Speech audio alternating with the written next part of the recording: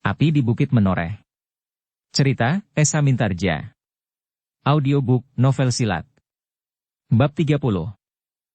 Tiba-tiba Kitambak Wedi tertawa. Tertawa berkepanjangan dan sangat menyakitkan telinga. Di antara suara tertawanya terdengar ia berkata, meskipun tampak kekurangan pada muridku, namun ia akan mempunyai cukup waktu untuk menanti aku membunuhmu, Adi. Mendengar suara tertawa dan kata-kata Kitambak Wedi, Sumangkar berpaling. Dilihatnya Kitambak Wedi masih tertawa dan memandang muridnya yang sedang bertempur itu. Namun Sumangkar sama sekali tidak terkejut. Kau mendengar kata-kataku Adi? Tiba-tiba Kitambak Wedi berteriak, bahwa aku akan membunuhmu? Sumangkar mengangguk perlahan, ya, aku mendengar, sahutnya. Namun ancaman Kitambak Wedi itu telah mempengaruhi Macan Kepatihan yang sedang bertempur dengan si Danti, sehingga sambil mengayunkan tongkatnya dengan dahsyatnya ia menggeram, Kitambak Wedi, biarlah aku menyelesaikan persoalan ini dengan si Danti. Paman Sumangkar tidak akan ikut campur dalam hal ini. Benar Nger, pamanmu Sumangkar tidak ikut campur dalam persoalan ini, tetapi ia pasti menghalangi aku seandainya aku ingin membunuh Angger pula bersama-sama dengan muridku. Karena itu maafkan aku Nger. Aku terpaksa membunuhnya.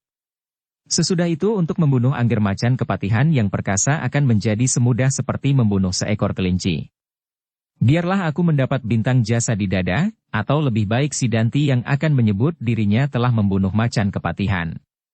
Kepala Angger akan kami bawa sebagai bukti pekerjaan yang telah dilakukan oleh si Danti. Besok si Danti akan menerima anugerah pangkat Senapati dari Wiratamtama Pajang. Kalau mereka yang membunuh Adipati Jipang mendapat Mentaok dan Pati, maka kami akan memilih daerah di sebelah barat Mentaok, atau daerah Wanakerta di sebelah Pajang. Dari daerah-daerah itu kami akan dapat menguasainya, atau apabila kami mendapat Wanakerta, kami akan langsung menembus jantung Pajang. Diam, teriak Tohpati keras sekali. Suaranya mengguntur menyobek kepekatan malam yang sunyi. Namun suara itu ditimpa oleh gelak tertawa Kitambak Wedi, bukankah itu suatu rencana yang bagus? Aku lebih berpijak pada kenyataan daripada Angger Tohpati. Siapakah yang akan dapat mengalahkan Pemanahan, Penjawi dan Adipati Jipang itu di dalam laskar Angger? Kitambak Wedi akan dapat menepuk dada melawan mereka. Karena itu jangan menyesal. Persetan dengan ocehanmu Tambak Wedi. Tetapi kau benar-benar setan yang licik. Ayo, majulah bersama si Danti, Macan Kepatihan bukan seorang pengecut. Suara Kitambak Wedi semakin berkepanjangan. Katanya, nah, kenapa Angger menolak uluran tangan kami? Kalau kami bekerja bersama, bukankah kami dapat membagi tanah Demak ini? Angger mendapat Jipang, dan kami mendapat Pajang dan Demak beserta daerah pesisir lainnya. Kau jangan banyak bicara pemimpi tua. Jipang bukanlah tempat orang-orang yang hanya dapat mengantuk dan mimpi seperti kau. Jipang mempunyai cukup kekuatan untuk melawanmu. Apalagi Tohpati sendiri mampu membunuh kau berdua sekarang ini. Jangan sombong Ger, jangan membual. Semakin banyak kau membual, semakin tampak bahwa kau menjadi berputus asa menjelang saat kematianmu yang nista. Mendengar hinaan itu Macan Kepatihan menjadi marah bukan buatan. Namun karena itu, maka tandangnya menjadi terganggu. Dalam pada itu si Danti mempergunakan saat itu sebaik-baiknya, menyerang dengan segenap kemampuan dan kelincahannya. Macan Kepatihan menggeram keras sekali untuk melepaskan kemarahan yang seolah-olah akan meledakkan dadanya. Apalagi suara tertawa Kitambak Wedi masih saja mengganggunya. Namun di sela suara tertawa Kitambak Wedi itu kemudian terdengar Sumangkar berkata, Angger Tohpati, kenapa Angger menjadi gelisah sehingga murid Tambak Wedi itu mendapat kesempatan untuk memperpanjang nafasnya? Dalam pengamatan kami Raden, maka si Danti benar-benar sudah hampir mati terjepit oleh kekuatan tongkat Angger. Namun karena Angger terganggu oleh suara Kitambak Wedi, maka si Danti itu mampu bernafas kembali. Sekali lagi Tohpati menggeram. Kata-kata Sumangkar telah memperingatkannya, bahwa ia telah berbuat kesalahan. Namun dalam pada itu kembali suara Kitambak Wedi, suatu peringatan yang baik. Peringatan yang terakhir dari Adi Sumangkar. Setelah ini maka Adi akan mati aku cekik, dan Angger Tohpati akan mati pula untuk kemudian aku penggal lehernya. Kembali kegelisahan merambat di hati Tohpati. Namun kemudian Sumangkar berkata lantang kepada Tohpati, jangan hiraukan aku Nger. Bukankah aku seorang juru masak yang baik? Karena itu aku selalu membawa golok pembelah kayu ini. Namun sebagai murid Kedung Jati, sebagai saudara seperguruan Patih Mantahun, maka golok ini akan dapat aku pergunakan untuk membelah dada Ki Tambak Wedi yang sombong. Bukankah Sumangkar murid kedua dari perguruan Kedung Jati yang tidak kalah besarnya dari perguruan lereng Merapi? Setan, desis Ki Tambak Wedi. Kini Ki Tambak Wedi itu tidak tertawa lagi. Diamat-amatinya wajah Sumangkar di dalam keremangan cahaya bulan. Wajah itu masih tenang setenang awan yang berlayar lembut di kebiruan langit. Kau merasa dirimu setingkat dengan Ki Tambak Wedi? Sumangkar tidak menghiraukan pertanyaan itu, namun kepada Tohpati ia berkata, cekiklah si Danti itu Raden. Sementara itu biarlah aku akan menyumbat mulut pemimpi tua itu dengan golokku. Ternyata kata-kata Sumangkar itu memberi juga ketenangan pada Macan Kepatihan. Disadarinya kemudian, bahwa Sumangkar adalah saudara seperguruan gurunya sendiri, sehingga karena itu Macan Kepatihan itu tersenyum sendiri atas kegelisahan yang mencengkam dadanya. Kenapa ia mencemaskan nasib Sumangkar juru masak yang malas itu? Ia bukan seorang juru masak kebanyakan. Ia adalah seorang murid dari perguruan Kedung Jati seperti juga gurunya sendiri. Patih Mantahun yang sakti. Dalam pada itu terdengar Ki Tambak Wedi berkata, cecurut yang malang. Kau benar-benar jemu untuk hidup. Bukankah Ki Tambak Wedi telah terkenal mampu menangkap angin? Sumangkar tersenyum, jawabnya, perguruan Kedung Jati terkenal karena murid-muridnya mampu menyimpan nyawa rangkapan di dalam tubuhnya. Ki Tambak Wedi menggeram penuh kemarahan. Apalagi ketika dilihatnya bahwa Macan Kepatihan telah menemukan keseimbangannya kembali. Sehingga karena itu maka katanya, kau juga pandai membual adi Sumangkar. Kalau murid Kedung Jati dapat menyimpan nyawa rangkap di dalam tubuhnya, maka Patih Mantahun itu tidak akan mati terbunuh meskipun harus bertempur melawan Ki Gede Pemanahan dan Ki Penjawi atau Ki Juru Martani ditambah Hadiwijaya dan Ngabehi Loring Pasar. Sumangkarlah yang kini tertawa menyakitkan hati. Dengan renyah ia menjawab, kau salah Kakang. Mantahun waktu itu hanya membawa nyawa rangkap 3. Tetapi ia benar-benar harus melawan 5 orang sekaligus, Ki Gede Pemanahan, Ki Penjawi, Karbet, Juru Martani dan Sutawijaya dengan Kiai Pleret di tangannya. Nah, karena itulah maka ketiga nyawanya terpaksa dilepaskan. Setan belang, umpat Ki Tambak Wedi, jangan banyak bicara. Sekarang kau harus dienyahkan. Sumangkar memutar tubuhnya menghadap Ki Tambak Wedi yang memandanginya seolah-olah biji matanya akan meloncat dari kepalanya. Namun Sumangkar masih tetap dalam ketenangan. Ia tahu bahwa Ki Tambak Wedi adalah seorang yang sakti pilih tanding. Tetapi ia tidak bernafsu untuk mengalahkannya. Ia hanya harus bertahan, sampai Macan Kepatihan menyelesaikan tugasnya. Setelah itu, maka ia akan dapat menghindar bersama-sama dengan Macan Kepatihan. Dan ia mengharap bahwa ia akan mampu melakukannya, bertahan melampaui ketahanan si Danti melawan Macan Kepatihan. Karena itu ketika Ki Tambak Wedi memakinya sekali lagi, berkatalah Sumangkar, Kakang, aku sudah siap. Kali ini aku pun membawa nyawa 3 rangkap. Ayo mulailah. Kalau kau berhasil membunuh aku 1 kali, maka kedua nyawaku yang lain akan mampu mencekik lehermu itu. Ki Tambak Wedi tidak menjawab. Sekali ia menggeram dan dengan dahsyatnya ia meloncat menerkam Sumangkar. Namun Sumangkar sudah siap. Meskipun ia belum merasa perlu untuk mempergunakan senjata, namun goloknya tidak dapat diletakkannya dan tidak dapat terus disangkutkannya pada ikat pinggangnya karena tidak berwarangka. Karena itu maka sambil menghindar ia berkata, Kakang, sebenarnya aku sama sekali tidak menganggap perlu mempergunakan senjata ini. Namun terpaksa aku harus memeganginya terus supaya senjata ini tidak hilang apabila aku letakkan. Sebab aku sekarang adalah seorang juru masak. Aku perlu golok ini untuk membelah kayu bakar. Tetapi Sumangkar itu terkejut ketika terasa goloknya menyentuh benda keras di tangan Ki Tambak Wedi.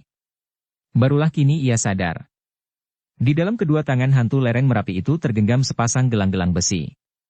Dengan gelang-gelang itu Ki Tambak Wedi menyambar golok Sumangkar. Namun untunglah Sumangkar cepat menyadarinya, sehingga goloknya tidak terloncat dari tangannya. Dengan demikian, maka Sumangkar tidak dapat lagi berkelahi sambil membual. Ia harus benar-benar bertempur dengan segenap kewaspadaan dan kemampuan yang ada padanya. Maka dalam keremangan cahaya bulan, tampaklah 2 lingkaran perkelahian yang semakin lama menjadi semakin sengit. Ki Tambak Wedi yang menjadi amat marah itu pun bertempur dengan darah yang seolah-olah menyala membakar seluruh tubuhnya. Sumangkar itu adalah sumber kegagalannya malam ini. Kegagalan atas rencananya. Dan kegagalan itu membuatnya sangat marah. Karena itu, maka Ki Tambak Wedi pun segera berusaha untuk menyingkirkan Sumangkar supaya muridnya dapat membunuh Tohpati meskipun ia harus membantunya. Pikirannya yang tiba-tiba saja timbul untuk membunuh Tohpati dan membawa bukti kematian itu ke Pajang, sangat mempengaruhinya. Dengan demikian ia ingin Sidanti akan mendapat kepercayaan melampaui kepercayaannya yang telah didapat Untara, sebab apabila ia berhasil, maka telah membawa bukti kesetiaannya.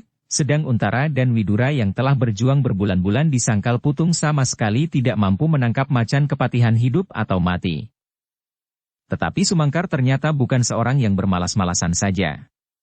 Ketika lawannya menjadi semakin dahsyat, maka gerakannya pun menjadi semakin tangguh. Ternyata murid kedua dari perguruan Kedung Jati itu tidak mengecewakan.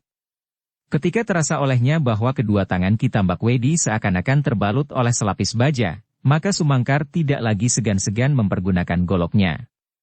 Meskipun golok itu golok pembelah kayu yang tidak setajam pedang Sidanti, namun di tangan Sumangkar senjata itu merupakan senjata yang cukup berbahaya. Bulan di langit beredar dengan lambannya. Sepotong-sepotong awan mengalir ke utara dihembus angin lembah yang lembut. Betapa dinginnya malam namun keempat orang yang sedang berjuang antara hidup dan mati itu telah basah oleh keringat yang mengalir dari segenap lubang-lubang di permukaan kulit mereka. Dan ketika tubuh-tubuh mereka telah menjadi basah, maka gerak mereka pun menjadi semakin cepat dan semakin lincah. Sidanti kini benar-benar telah menemukan nilai-nilai baru di dalam tata geraknya. Unsur-unsur yang dapat memberinya kekuatan dan kelincahan. Kakinya melontar-lontar dengan cepatnya membawa tubuhnya yang seakan-akan tidak memiliki berat. Seperti seonggok kapuk yang diputar angin pusaran, sekali melenting tinggi, kemudian menukik menyambar dengan sepasang pedang pendeknya. Tohpati kini terpaksa melawannya dengan sepenuh kemampuannya. Bahkan kadang-kadang ia menjadi bingung melihat gerak Sidanti. Tetapi Macan Kepatihan adalah seorang yang memiliki pengalaman yang sangat luas, sehingga sesaat kemudian ia telah berhasil menemukan keseimbangannya kembali. Meskipun terasa juga, kadang-kadang ujung pedang Sidanti berhasil menggores kulitnya dan meneteskan darahnya, namun kini ia tidak menjadi cemas. Apabila sekali ia mencoba melihat perkelahian antara Ki Tambak Wedi dan Sumangkar, maka terasa olehnya, bahwa keduanya pun mempunyai ilmu yang dapat disejajarkan, sehingga karenanya maka ia tidak perlu memecah perhatiannya, mencemaskan nasib Sumangkar. Demikianlah, mereka berempat telah memeras tenaga masing-masing. Ki Tambak Wedi terpaksa mengakui bahwa murid kedua perguruan Kedung Jati benar-benar mampu melawannya.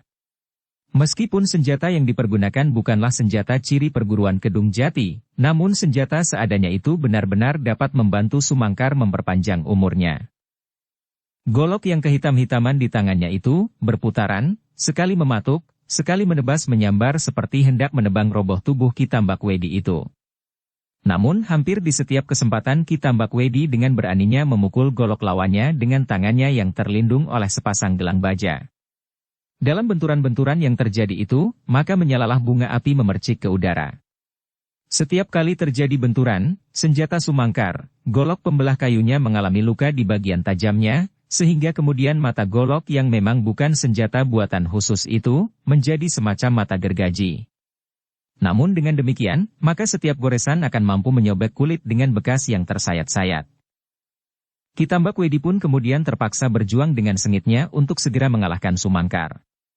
Namun Sumangkar tidak mau menerima keadaan dengan kedua tangan ngapurancang, tetapi sepasang tangannya berjuang sekuat-kuat tenaganya, tenaga murid kedua perguruan Kedung Jati. Goloknya kadang-kadang menyambar dalam genggaman tangan kanannya, namun kemudian mematuk dalam kelincahan tangan kirinya. Demit, tetekan, Ki Tambak Wedi tak habis-habisnya mengumpat.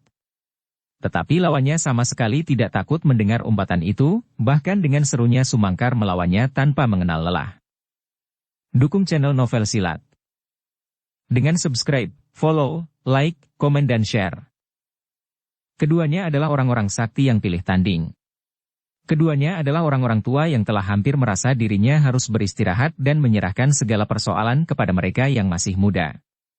Namun pada saat-saat terakhir, mereka masih harus melindungi anak-anak muda yang mereka anggap akan dapat meneruskan umur mereka.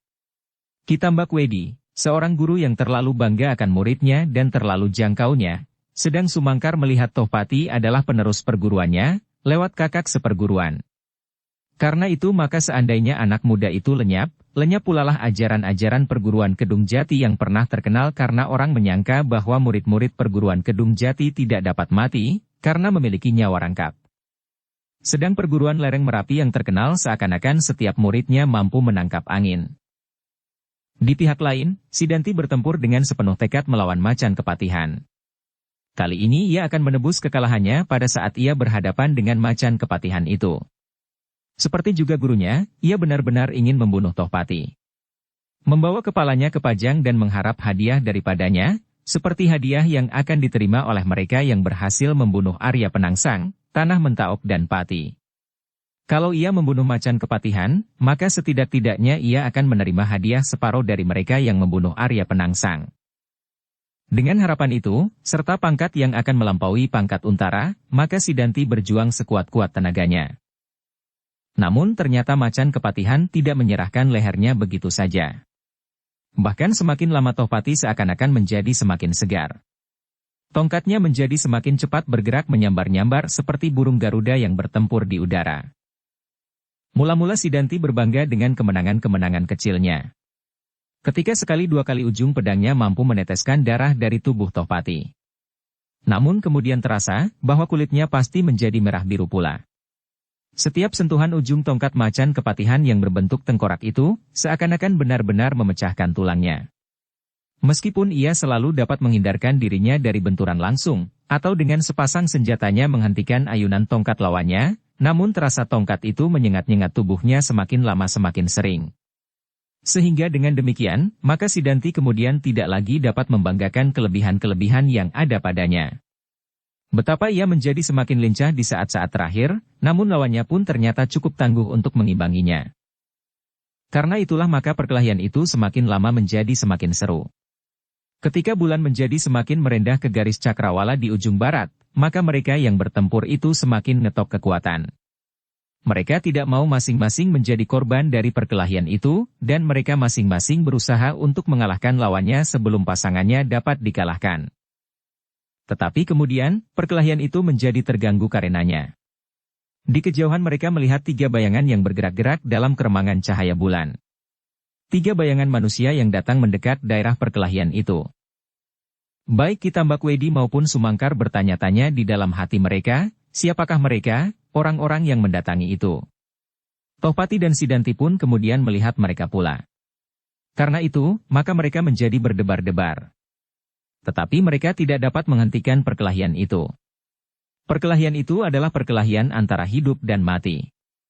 Namun kalau yang datang itu kawan dari salah satu pihak, maka keseimbangan perkelahian itu akan terganggu. Sesaat Tohpati menggeram keras sekali. Tiba-tiba ia memperketat tekanannya. Ia melihat satu tenaga cadangan yang akan mampu mempercepat penyelesaiannya. Kalau ia mengerahkan tenaganya dan berhasil, maka perkelahian itu akan menjadi semakin cepat selesai. Tetapi kalau tidak, maka akibatnya ia akan menjadi lebih dahulu kelelahan dan mungkin ia akan menjadi korban. Namun ia tidak dapat berbuat lain. Ketiga bayangan yang menjadi semakin dekat itu benar-benar mengganggunya. Akibatnya terasa pula oleh Sidanti. Serangan Macan Kepatihan menjadi bertambah dahsyat. Sedahsyat angin prahara yang melanda tebing pegunungan, menggetarkan pepohonan dan menggugurkan daun-daunnya. Sekali Sidanti terpaksa meloncat surut, namun Tohpati mengejarnya terus. Serangan Sidanti itu serasa benar-benar menyusup dari segenap arah, mematuk seluruh bagian tubuhnya. Dengan demikian maka Sidanti pun terseret ke dalam pencurahan segenap tenaga, segenap kekuatan dan segenap kemampuannya. Namun, meskipun demikian, maka amat sulitlah baginya untuk segera dapat membebaskan diri dari belitan serangan Tohpati yang seperti lesus itu. Pada saat-saat terakhir, Ki Tambakwedi sebenarnya telah menemukan segi-segi lawannya. Betapapun saktinya Sumangkar, namun pada orang tua itu masih terdapat beberapa kelemahan. Apalagi ketika pada saat-saat terakhir ia lebih senang tinggal di dapur saja, maka nafsunya untuk bertempur tidak sehangat Ki Tambakwedi lagi. Meskipun Sumangkar mampu mengimbangi hampir setiap usaha Ki Tambakwedi untuk menembus pertahanannya, namun lambat laun, terasa bahwa Ki Tambakwedi masih selapis berada di atas Sumangkar. Tetapi pada saat yang demikian, pada saat Ki Tambakwedi memperkuat tekanannya untuk segera mengakhiri perkelahian itu, supaya ia sempat memenggal leher Tohpati, maka pada saat yang demikian itu pula, Si Danti terpaksa beberapa kali bengsut surut. Gila, desis Kitambak Wedi itu, macan kepatihan benar-benar berkelahi seperti seekor harimau jantan yang garang. Dengan menggeram keras sekali ia mencoba mengakhiri perkelahiannya dengan Sumangkar, ketika dengan tangan kirinya ia memukul golok Sumangkar ke samping, dan dengan tangannya yang lain, Kitambak Wedi berusaha memecahkan kepala lawannya itu.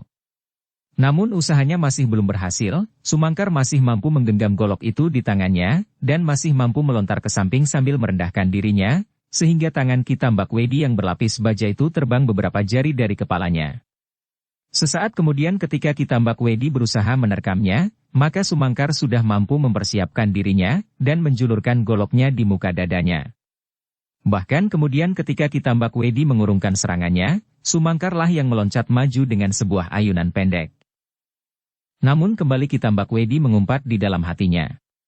Kini ia benar-benar melihat muridnya dalam kesulitan. Karena itu maka mau tidak mau ia harus membagi perhatiannya. Namun karena orang tua itu memiliki pengalaman yang bertimbun-timbun di dalam perbendaharaan ilmunya, maka segera ia menemukan jalan untuk menyelamatkan muridnya tanpa mengorbankan kehormatannya. Dengan lantang kemudian ia berkata, "Ayo, meskipun macan kepatihan bukan muridmu Sumangkar, namun ia adalah murid saudara seperguruanmu, sehingga ilmumu berdua bersumber dari perguruan yang sama. Kalau ternyata kau tidak mampu melawan aku seorang diri, marilah, aku beri kesempatan kalian bertempur berpasangan.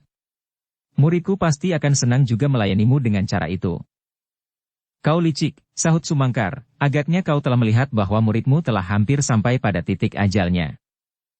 "Persetan, aku sobek mulutmu itu." "Silakanlah Kakang," jawab Sumangkar. Kitambak Wedi menggeretakkan giginya. Namun ia tidak merubah rencana.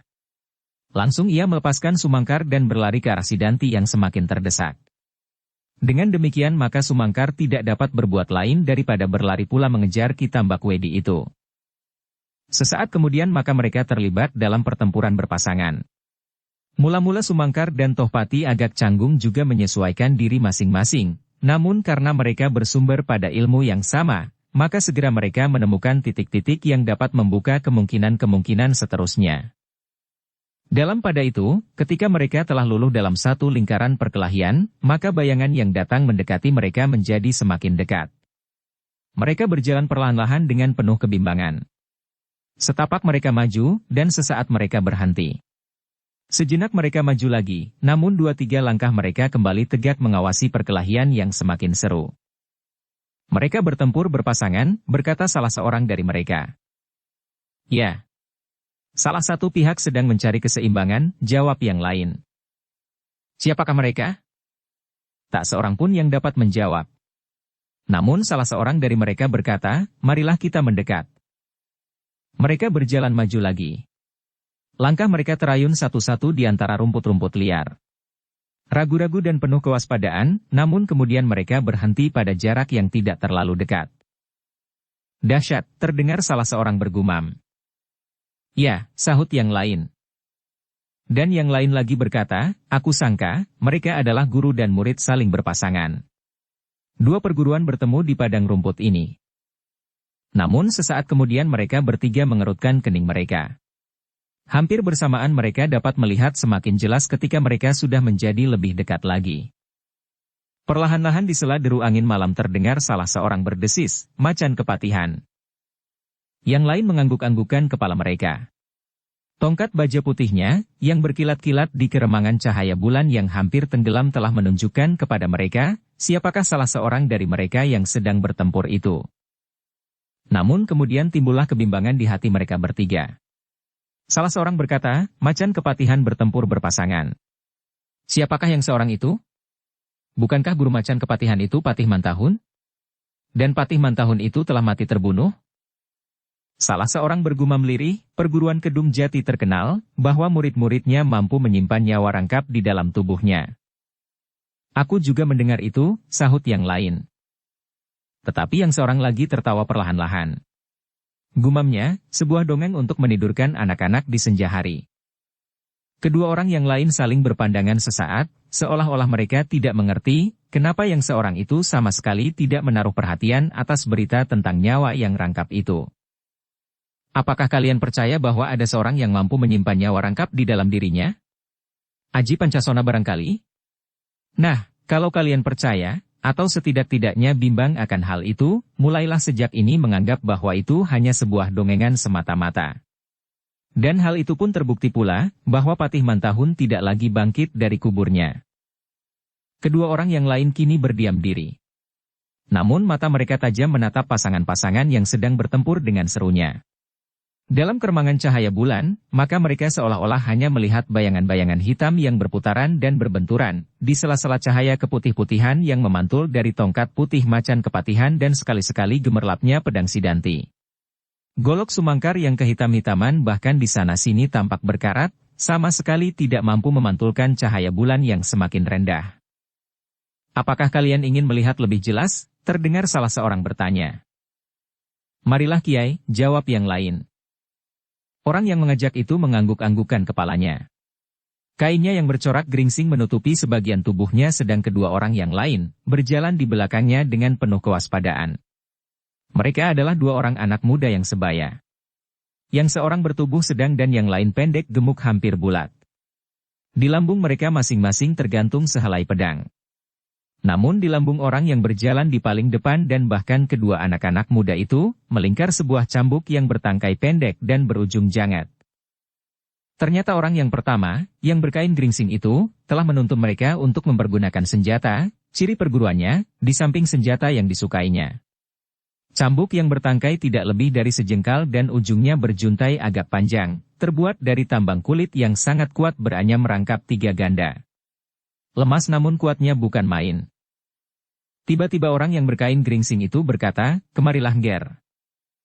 Kedua anak muda yang berjalan di belakangnya segera berdiri di sampingnya sebelah menyebelah. "Apakah kalian kenal yang seorang lagi?" Keduanya mengerutkan kening mereka dan mempertajam pandangan mata mereka. Tiba-tiba mereka berdesis, "Sidanti." "Ya, Sidanti," berkata orang yang berkain geringsing, "yang seorang pasti Kitambak Wedi." Dua orang anak muda, Agung Sedayu dan Suandaru, mengangguk-anggukan kepala mereka. Perlahan-lahan mereka berdesis, "Kiai, lalu siapakah yang seorang lagi, pasangan macan kepatihan itu?" Kiai Geringsing, yang oleh murid-muridnya lebih dikenal dengan nama Kitanu Metir menjawab, "Aku belum tahu, siapakah orang itu. Aku masih belum dapat mengenalnya. Seandainya ia adalah seorang yang telah pernah terkenal di daerah ini, atau daerah Pajang, mungkin aku dapat menyebut namanya." Kedua muridnya mengangguk-anggukan kepala mereka. Kini mereka menjadi semakin berani.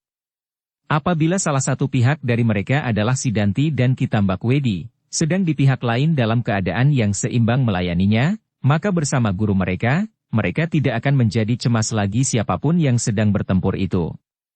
Karena itu maka Agung Sedayu kemudian berkata, "Marilah kita dekati Kiai. Aku ingin melihat dengan pasti siapakah yang tengah bertempur itu." Kiai Geringsing mengangguk-anggukan kepalanya. Namun kemudian ia menjawab, "Marilah. Tetapi berhati-hatilah. Siapa tahu bahwa mereka akan memilih lawan. Dan pilihan itu jatuh kepada kita." Suandaru tersenyum. Selangkah ia maju. Tetapi ia segera berhenti ketika ia melihat perkelahian itu cepat bergeser dari tempatnya. "Kenapa?" desisnya. "Apakah ada perubahan dari keseimbangan mereka?" Tetapi ternyata perkelahian itu segera berjalan kembali dengan sengitnya. Mereka hanya bergerak sekedar menemukan bentuk yang baru dari daerah perkelahian serta letak pasangan dari antara mereka. Namun waktu yang sesaat itu telah menggoncangkan hati Kiai Geringsing. Pada saat yang demikian itu, ia mengenal, siapakah seorang lagi, yang selama ini menjadi teka-teki di antara murid-muridnya. Namun untuk meyakinkannya, ia dengan serta-merta melangkah maju lagi beberapa langkah, sehingga jarak mereka menjadi semakin dekat, bahkan terlalu dekat. Yang sedang bertempur itu pun kemudian terkejut melihat kehadiran mereka yang terlalu dekat itu. Apalagi dengan demikian segera mereka mengenal siapakah orang-orang yang datang mendekat. Yang pertama-tama berteriak di antara mereka adalah justru Kitambak Wedi, "Heh, orang yang menamakan diri Kiai Geringsing, apakah kerjamu di sini?" Kiai Geringsing tidak menjawab. Matanya sedang menekuni gerak seorang lagi di antara mereka yang selama ini tak pernah disangkanya akan bertemu kembali. Tiba-tiba terdengar ia bergumam, "Sumangkar, murid kedua dari perguruan Kedung Jati." "Hei, siapakah kau?" sahut Sumangkar yang mendengar namanya disebut-sebut. "Bertanyalah kepada Kitambak Wedi," sahut Kiai Gringsing, "aku mendengar ia menyebutmu Kiai Gringsing. Siapakah sebenarnya kau ini?" "Itulah aku sebenarnya." Sumangkar masih mau berkata lagi. Tetapi tiba-tiba terdengar Tohpati berteriak, "Heh, bukankah kalian orang-orang yang aku temukan di tengah kali itu? Yang gemuk itu, yang satunya dan apakah kau orang tua itu pula?" "Ya, akulah itu," jawab Kiai Gringsing. Ternyata dada Tohpati berdesir mendengar pengakuan itu, meskipun hal itu telah diketahuinya atau setidak-tidaknya telah digambarkannya. Sehingga karena itu ia berkata, "Aku sudah menyangka. Kalau aku tahu bahwa kalian orang-orang aneh dari Sangkal Putung, maka pada saat itu kalian pasti telah aku bunuh." "Apa salah kami?" teriak Kiai Gringsing, "dan karena itu pula agaknya waktu itu kami tidak mengaku orang-orang aneh." "Gila," teriak Tohpati, "jangan mengigau, nanti akan datang giliran kalian untuk aku bunuh setelah musuh-musuhku ini mati." Yang terdengar adalah suara tertawa Kitambak Wedi. Sementara itu mereka masih bertempur dengan serunya. Dan di antara derai tertawa itu terdengar Kitambak Wedi berkata, "Jangan sombong macan kepatihan yang gagah perkasa. Mungkin kalian berdua mampu membunuh kami, tetapi orang-orang itu?" Macan kepatihan benar-benar terkejut mendengar kata-kata Kitambak Wedi yang biasanya terlalu menyombongkan diri. Tetapi ia tidak segera bertanya lagi. Tekanan Kitambak Wedi bahkan menjadi semakin mendesak. Dalam kesibukan perkelahian itu yang terdengar kemudian adalah geram Sidanti penuh kemarahan, "Agung Sedayu, musuh bebuyutan, apakah kau sudah jemuh hidup sehingga kau berani mendatangi tempat ini, di mana aku dan guruku sedang berpesta? Kedatanganmu akan merupakan hadiah terbesar bagiku sesudah kepala Tohpati malam ini." Ketika Agung Sedayu hampir membuka mulutnya untuk menjawab maka terasa lengannya digamit oleh gurunya. Dengan serta-merta ia mengurungkan niatnya sambil berpaling kepada gurunya untuk mendapat penjelasan. Namun Kiai Gringsing itu hanya mengangkat dagunya ke arah perkelahian itu. Dalam kebimbangan Agung Sedayu menuruti arah itu. Barulah kemudian ia tahu maksud gurunya, bahwa kata-kata Sidanti itu pasti akan menyinggung perasaan Tohpati pula. Dan Kiai Gringsing mengharap biarlah macan kepatihan itulah yang menjawab. Sebenarnya lah kemudian macan kepatihan menggeram, "Gila kau Sidanti, kau sangka bahwa macan kepatihan sama murahnya dengan kepalamu?" "Jangan marah Ger," sahut Kitambak Wedi, "Sidanti hanya berkata sebenarnya." Betapa marahnya macan kepatihan mendengar penghinaan itu. Namun kemudian terdengar Sumangkar berkata tenang, "Heh orang yang menamakan dirinya Kiai Gringsing, kau lihat, bahwa di tempat ini terjadi dua macam perkelahian? Yang pertama perkelahian jasmaniah.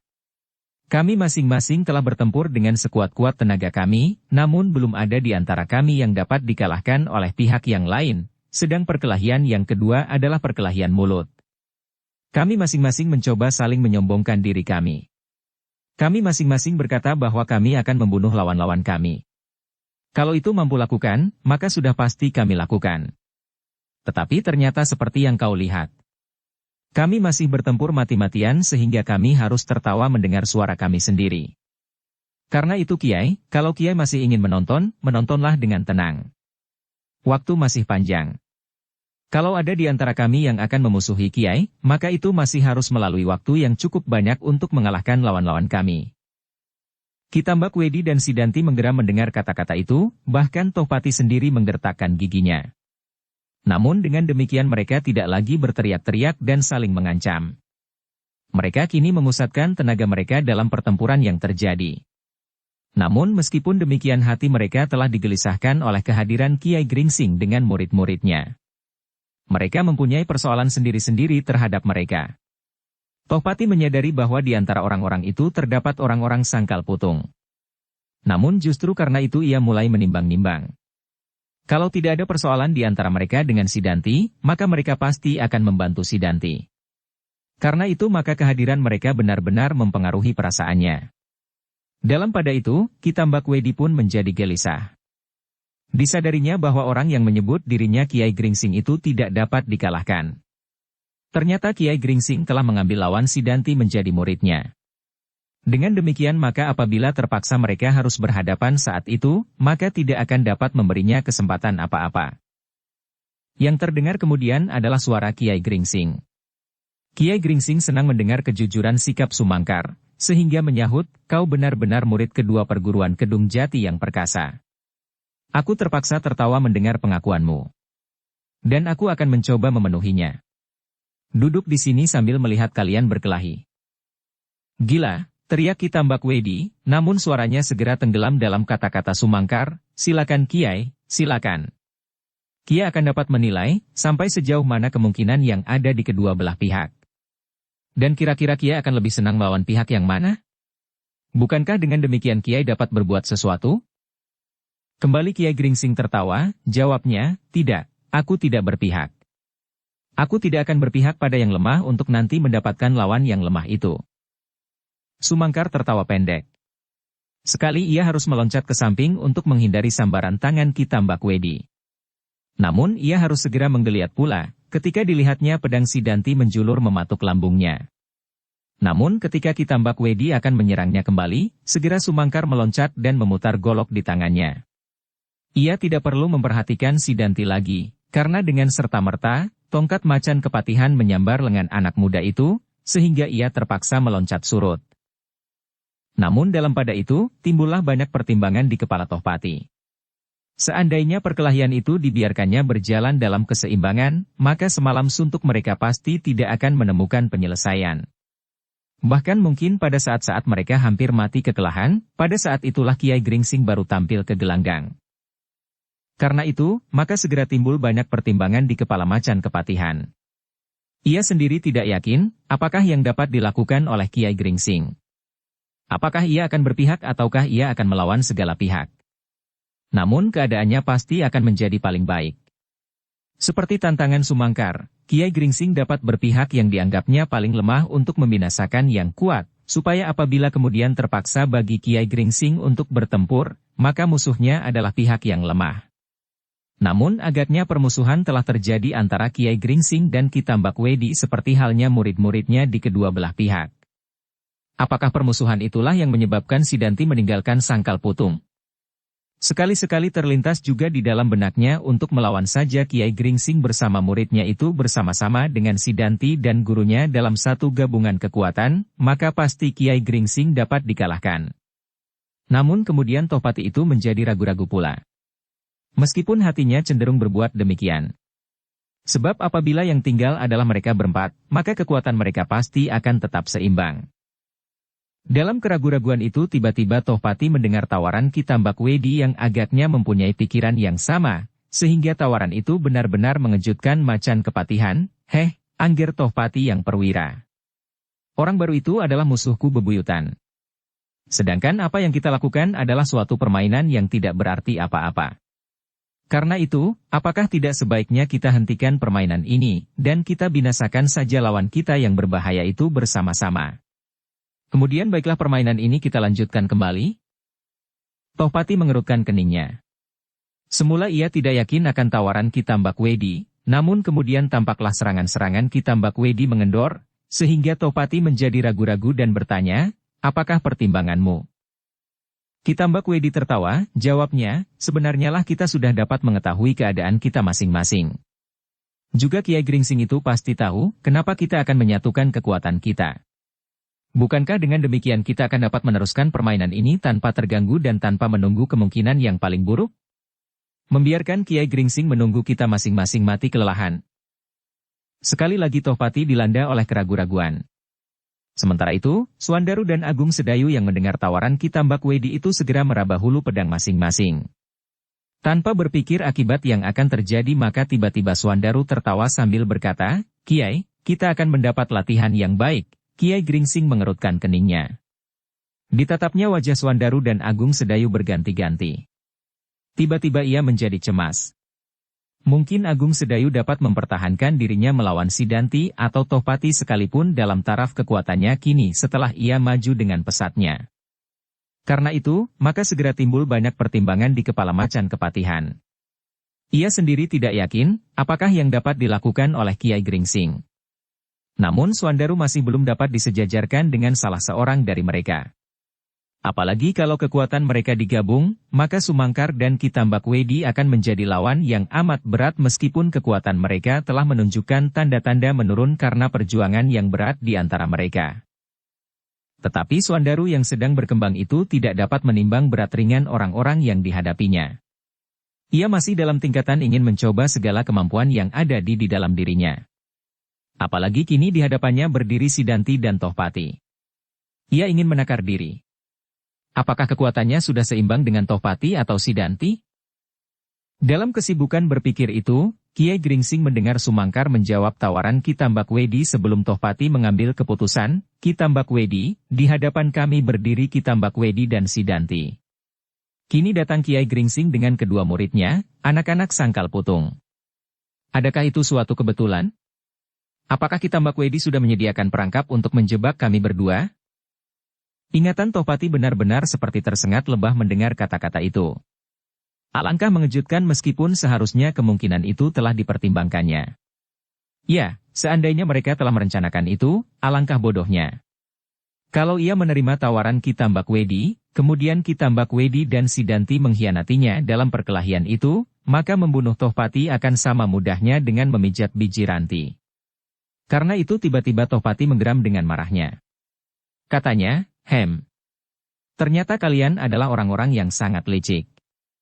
Kalian berpura-pura saling bertentangan antara kedua pihak guru dan murid sekali. Tetapi ternyata kalian telah menjebak kami. Tetapi jangan kalian sangka Tohpati akan menyerah. Tohpati hanya menyerah apabila Tohpati telah menjadi mayat. Kitambak Wedi mengumpat di dalam hatinya.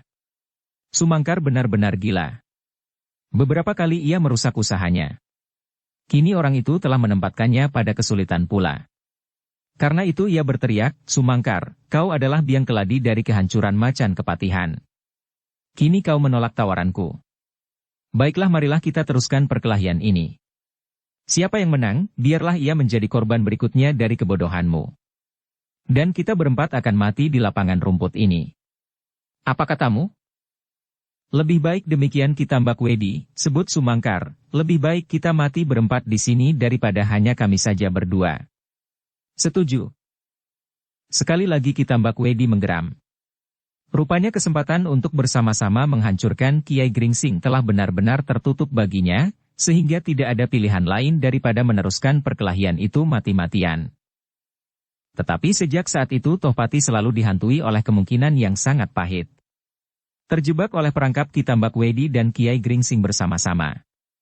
Karena itu maka otaknya bekerja dengan sibuknya, di samping tenaganya yang berjuang melawan lawan-lawannya, ia harus menemukan jalan untuk melepaskan diri seandainya Kiai Gringsing dan kedua anak muda Sangkal Putung itu mulai menyerangnya pula dengan cara apapun. Karena itulah maka Tohpati harus menemukan suatu cara untuk mengusir mereka dari padang rumput ini.